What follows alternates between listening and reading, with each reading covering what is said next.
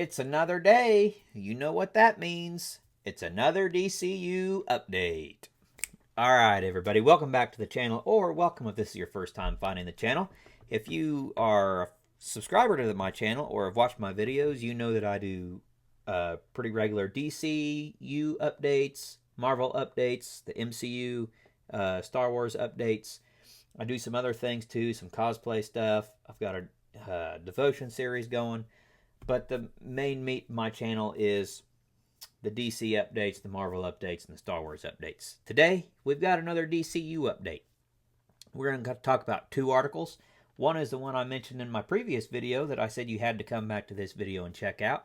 And that is what David Ellison's plan is if Paramount would indeed acquire Warner Brothers. Now, it is being reported by major trades today that Warner Brothers has given Christmas as the deadline for the sale or the split. So we may very well get a great Christmas present this year with this sale, depending on who buys. So, and the other article that we're going to get into first, it's coming from Comic Book News. It again is talking about Paramount buying and what that looks like for James Gunn in the DCU. So let's hop into this real quick. It says, James Gunn's DCU in jeopardy as Paramount signals major political shift to MAGA. A new report by Variety on Paramount chief David Ellison confirms a major shift. Paramount wants America-centric content aimed at the middle of the country. Whew, that's what Superman should have been. World of Real notes that the report even frames a future Paramount as potentially MAGA-friendly. Paramount is also positioned to acquire Warner Brothers Discovery. If that happens, and the new leadership wants patriotic, traditional values content, James Gunn's DCU does not fit. Gunn has openly fought with conservatives on social media and built a divisive style. That's the opposite of what this new direction signals. Paramount's shift toward middle America audiences. Variety highlights Ellison moving the studio toward content for people who live outside coastal bubbles. UFC at the White House, patriotic, action-driven franchise focus, and middle America priorities all align with a right-leaning, flag-forward tone. If Paramount buys Warner Brothers Discovery, as suggested, that tone would carry over to Warner Brothers and DC. In that environment, they won't want a DC leader known for clashing with conservatives and turning superhero stories into political commentary. Gunn's politics clash with the reported new direction. Gunn has a long history of arguing with conservative audiences online, which ended up with Gunn getting fired by Disney in 2018 over resurfaced tweets joking about, well, I'm not going to say it, but we all know. But right now, the bigger problem is the tone in his DC work. Peacemaker Season 2 featured a storyline equating our world in a Nazi universe.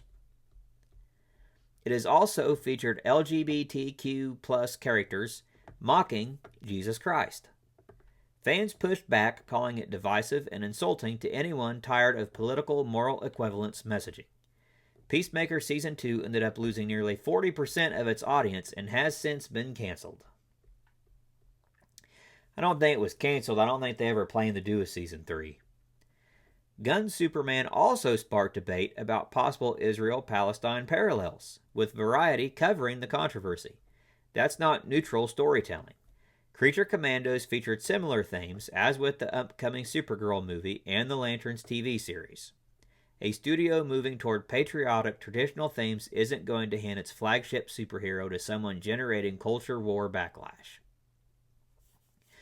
Performance and timing aren't on Gunn's side. Beyond politics, Gunn's DC rollout hasn't been strong enough to withstand a regime change. Superman reportedly underperformed financially, which we were the first to report. Peacemaker Season 2 fell off the radar, again losing nearly 40% of viewers. No new DCU projects officially moving forward other than those already announced. And Gunn publicly admitted he may not stay after Man of Tomorrow, meaning the head of the studio doesn't even know his own future. When studios change leaders, they bring in talent that fits their vision. Look at Taylor Sheridan. He basically built Paramount Plus, left for NBC Universal, and still Ellison made sure he came back not to run TV there, but to write the Call of Duty movie. That's important. It shows Ellison still values Sheridan's Middle America patriotic style even after a split.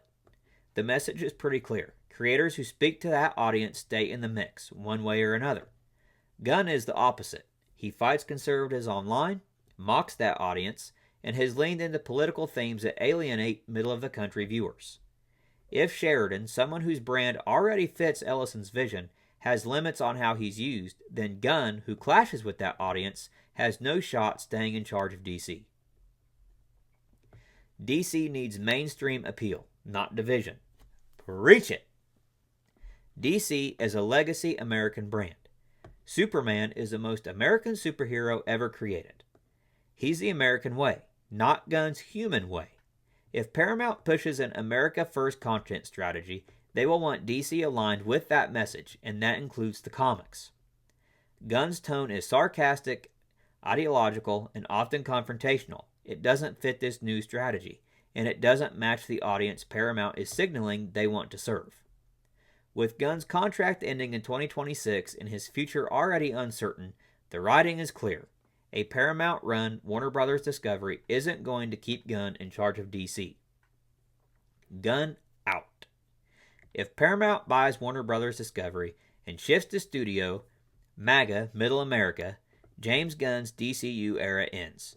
His output hasn't won over audiences, his politics clash with the direction, and he already hinted he may not stay. A reset is the logical outcome, and that's exactly what we have been told. So, pretty much, if Paramount buys, if Netflix buys, sounds like James is gone. Now, really the only thing to go off here is if Paramount buys, it sounds like it's going to be a complete reset. Now, if Netflix buys, with everything that Zach's been posting, we might get the Snyderverse back. I'm fine with either option, really. Now, let's talk about this other article. This is coming from Variety. So, that article reported on what Variety said, and this article's coming from Variety. So, you can't dispute it and say this is just somebody random on the internet writing something. No, this is Variety, one of the major trades. And it says, inside David Ellison's dramatic first 100 days at Paramount. Courting Tom Cruise blockbusters, forging ties with Trump, and daring anyone else to buy Warner Bros. Discovery. So this is going to highlight what he's done with Paramount in the first 100 days and what kind of he's looking forward to do with Warner Bros. Says David Ellison isn't afraid to get in the ring. As the Paramount chief builds a Hollywood juggernaut that could soon swallow Warner Bros. Discovery whole, a different type of construction is taking place 3,000 miles away. Sources say that President Donald Trump has greenlit plans to host one of the first UFC fights under Paramount's $7.7 billion deal with the MMA League on the lawn of the White House. Dignitaries from around the world will attend the dinner and then head to the Octagon, the 8-sided ring where the main event will play out. Trump and UFC CEO Dana White are spearheading the telecast. The discussed date is June 14th, 2026, which coincides with Trump's 80th birthday. White House spokesperson Anna Kelly says the fight will be a spectacular event that will celebrate the 250th anniversary of our great country. While the spectacle might sound like a discarded scene from the 2006 dystopian comedy Idiocracy, it provides a glimpse into Ellison's rising empire, one that skews alpha male and that some fear will entwine the studio's content more closely with MAGA messaging.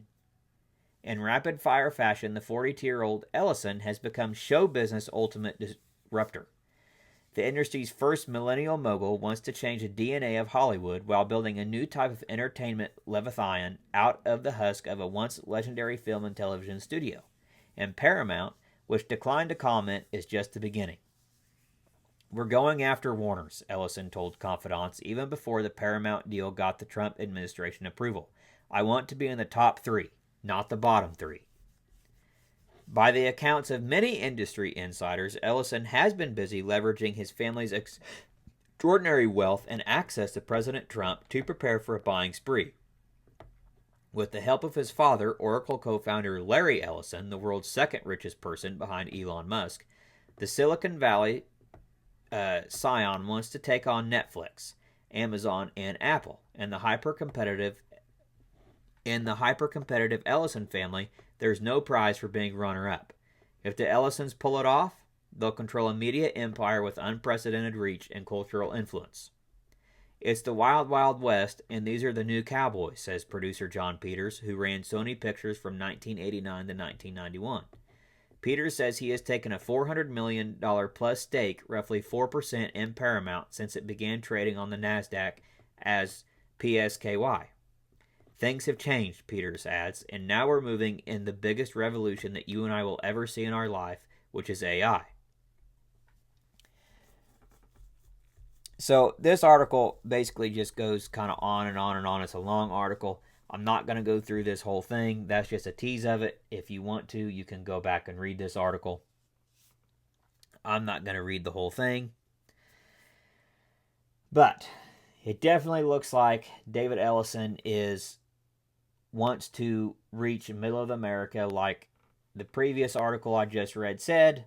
And I think that a complete reset with the DC going forward, I think that would be a great way to reach people, and I think it's going to blow up much better than what the DCU did, because the DCU did nothing but alienate and divide fans, and it's only for one small portion of the audience. So let me know what you think in the comments, what you think about all this, about the sale, about what's going to happen when it buys. Let me know. If you haven't yet, please like, subscribe to the channel, and hit the notification bell so you don't miss out on any new videos that I have coming out. With that being said, you can check out other DCU videos I have here, or go to my channel and you can check out all the other videos I have. With that being said, thank you for watching. I really do appreciate the support. God bless everyone, and we will see you all on the next video.